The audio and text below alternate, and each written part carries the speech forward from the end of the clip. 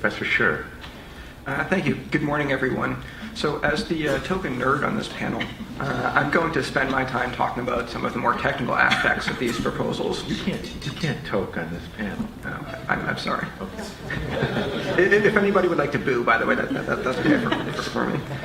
So I'm going to focus my attention on why we need better methods of sharing data between service providers and network administrators and the government in order to improve our understanding of network threats. And then I'm going to contradict myself, and I'm going to describe why it's probably a bad idea to do this, because we really don't have an ability to do this in a way that preserves privacy. But first, before I get into that, I'm going to very briefly touch upon the most controversial aspect of these legislations, that being the ability to disconnect large pieces of the network.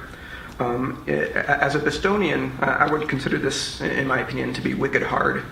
Isolating a network is much more complicated than flipping a switch, and we tend to think of some sort of Frankenstein office where you have some switch and you pull it and everything, all the lights go out. It's much more complicated than that in the United States, where we have very complex networks with a lot of access points to the internet. We have 3G connectivity, we have 4G connectivity, we have broadband, we have these lines, and so a company, particularly a company that's designed to stay up a piece of critical infrastructure, is going to have pretty robust connectivity. So shutting it down is going to be very complex. And complexity, as a computer security researcher, in my mind makes me very nervous, because complexity tends to breed mistakes, security vulnerabilities, and in all likelihood, significant expenses.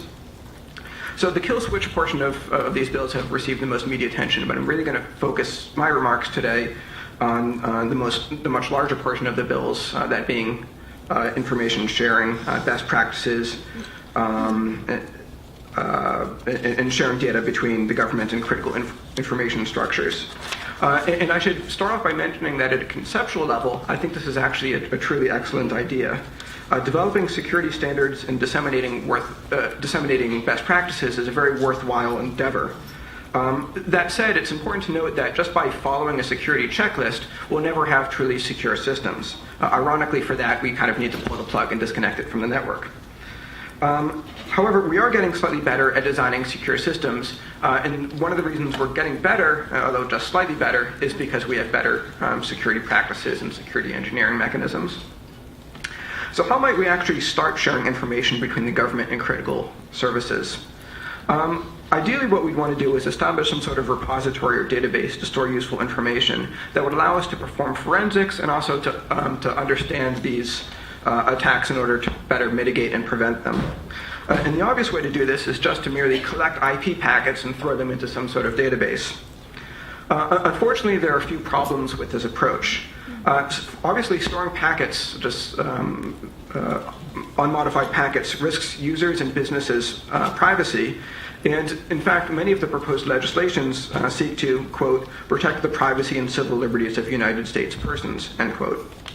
So even during a time of cyber emergency, it's not necessarily a good thing to just discard privacy in favor of protecting the critical infrastructure. But perhaps more importantly, storing complete packet information isn't particularly useful. And the reason is the bad guys hide behind a network of computers that they've compromised called a botnet.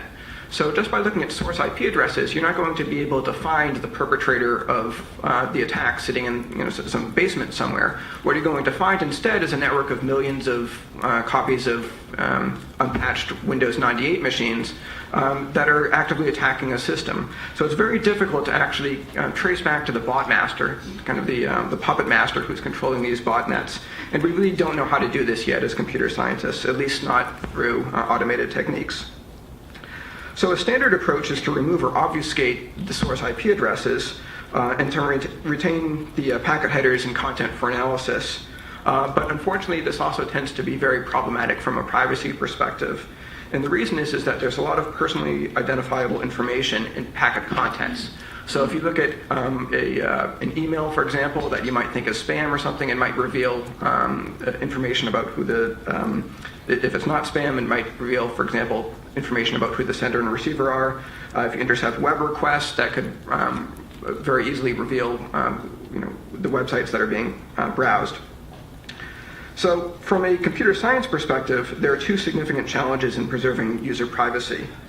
First, it's difficult for computers to parse unstructured text like intercepted packets and figure out and redact the portions that are deemed to contain personally identifiable information. And we're very far away from being able to do this reliably and efficiently. And second, assuming that we can even do that, we don't know how to share data in a way that also preserves privacy. And the reason is that you can think that an individual packet doesn't contain sensitive information, but when you combine that with other packets and with other outside knowledge sources, you can kind of link these things all together and gain a lot of information, a lot of sensitive and private information. So in general, there's a significant trade-off between usefulness and privacy, and in order to preserve privacy, if you anonymize these traces, you have to do it to an extent that it makes these traces almost useless to investigators. So what information would be useful and safe to share? So we want to use the same approach that industry currently uses and collect signatures and patterns or heuristics about known attacks. And what these signatures and patterns will do is they'll allow network administrators to quickly identify malicious packets that look a lot like previously seen malicious packets. And we can do this in a way such that the signatures by themselves don't contain any sensitive information. So this is an imperfect solution, but what it will do is, if we can broadly disseminate these signatures, it'll help us better protect our networks. The problem is that developing these signatures is a very time-consuming and often manual process. So we don't know how to do this efficiently in an automated way, and sharing signatures and malware patterns will never protect us against attacks that we haven't seen before. So in summary, sharing data between critical service providers, the federal government, law enforcement, and security researchers and practitioners really is an excellent idea. There are already industry and academic conferences and workshops that are dedicated to building standard formats for doing this. And there currently already exist databases and repositories for uploading this information. US CERT and Metasploit are two notable examples. The problem is that computer science as a discipline isn't advanced enough to do this in a way that the government wants it to be done. The government wants to collect data in a timely manner in order to respond quickly to potentially ongoing attacks. But if data is going to be collected quickly, then we don't have time to build these privacy-preserving signatures or heuristics over the data. All we can really do is collect IP traces, and we don't know how to properly anonymize these traces. So a better approach is really to expand our existing infrastructure to enable the free sharing of malware signatures and patterns, as well as well-scrutinized traces that have been manually inspected to make sure that they don't contain any personally identifiable information. Building such a database won't immediately improve the security of our systems, but it will allow us to better analyze, understand, and learn from our failures. And of course, we should also triple our investment in academic computer security research. Or quadruple. Thanks, Mike, and thanks for that closing advice. Susan, give us the international perspective, if you would. Okay, so thanks very much for the opportunity to be here today. I'm delighted to be here. I'd like to come at it from a slightly different angle, and I'm going to focus on sort of human rights implications and particularly look at freedom of expression and privacy, rights of users. And I think we probably all know the numbers, but it's worth just looking at them again. There's sort of 600 million users or so of Facebook, about 2 billion people around the world who are using the internet, and around 5 billion people who are using cell phones. And I think it's easy to rattle those numbers off and forget that actually there are people behind those numbers, and there are sort of personal stories and personal human rights. So I'd like to make 3 observations. The first is about the sort of role of government and international implications. And I think in the last couple of years we've seen many governments in the world starting to take an active kind of interest in creating policies and activities around how to protect and defend internet freedom. And there's a real potential danger there, I think, if a government starts to implement domestic policies and domestic actions which conflict with that international aim on promoting internet freedom.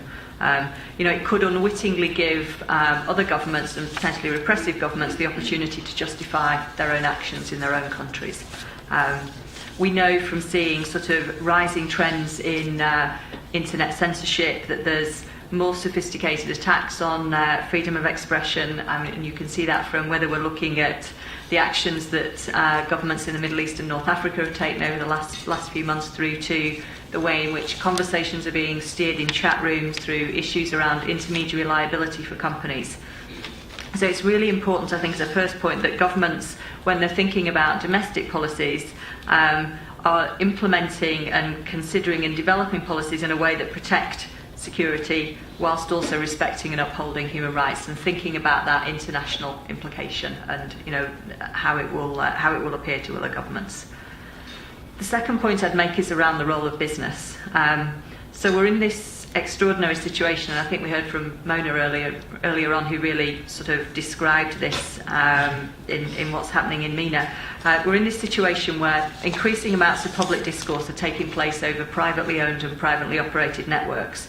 So companies can find themselves in the middle, where you have government requests and demands on the one hand and the user rights on the other hand. And I think it's raised real questions around the role of business in protecting human rights.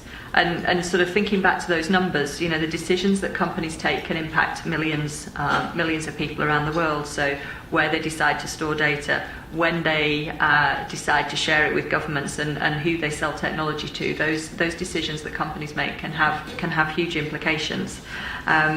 So for anyone who hasn't come across the Global Network Initiative yet, I like to describe it as an unlikely coalition.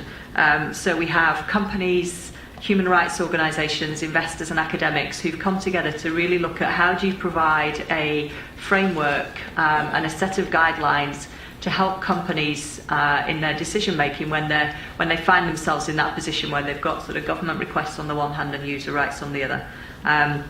The principles are designed to help companies think through and understand the human rights implications of the technology that they develop, products and services that they sell, and the markets that they operate in around the world. And those principles cover very, very broad suggestions around making sure that there are kind of processes and procedures in place within the company so that it can understand the human rights impacts, through to very, very specific things about what to do when you receive a government request.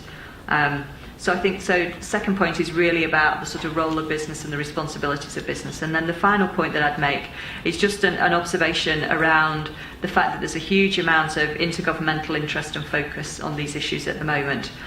So I'm coming back to that international angle. So the role of business in the protection of human rights is really getting a lot of attention at the moment. So for the last 6 years, there's been some work being done out of the UN, which has been led by Professor John Ruggie, led to the creation of something called the Protect, Respect and Remedy Framework. Again, it's looking at the role of states and the role of business in protecting human rights. That framework has been recently incorporated into the OECD guidelines for multinational enterprises, which also now makes specific reference to internet freedom. And then finally, the UN Special Rapporteur a couple of weeks ago presented to the Human Rights Council about freedom of expression online, and again was looking at the roles and responsibilities of companies as a part of that. So I think it's interesting, we seem to be at a time where the technology sector is really under the spotlight, at a time when there's a lot of international focus and attention on these issues. Thanks. Thanks very much, Susan.